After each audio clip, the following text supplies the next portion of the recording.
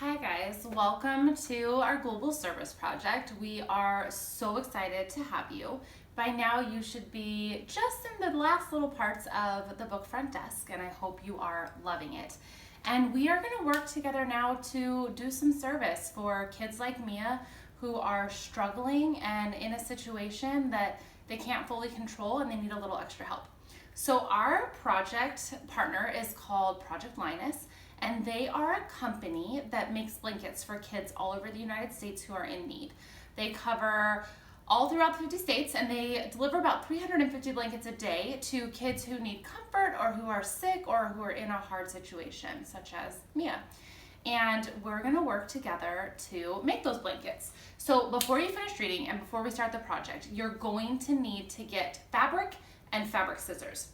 Those are the only two things that you'll need for the project, and we're gonna need to figure out how to get them. So you have a couple different ways. The first thing I'll suggest, teachers, if you send home the email request in your next parent letter, that'd be great. And kids, go home and ask your parents if they have a pair of fabric scissors you can borrow, or maybe grandma or grandpa or a neighbor have some. Put a little piece of tape around the edge with your name on it so we don't lose them. And then we need to find fabric. So start by asking your families. Some people just have fabric hanging around that you might be able to use. You want any fabric that is soft and cozy that you'd want to cuddle. So nothing hard or itchy or with sequins or buttons, just something soft like cotton or flannel or fleece. And the next thing I would ask is that your parents and your teacher post on Facebook. This is how I got fabric last year. I just said, hey, we're doing this cool service project for Project Linus. You know, does anyone have any soft fabric that they would mind donating? And I got so much fabric. So that's an easy way. You could also, if you have a class Twitter account, post it to there and ask for donations. And contact your local places. Look up what fabric stores you have around and call them.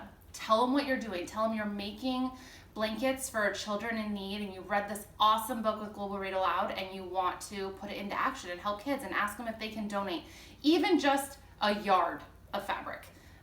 Lots of places will have scraps, but you need it to be a minimum of a yard. The smallest blanket they'll take is 36 inches by 36 inches.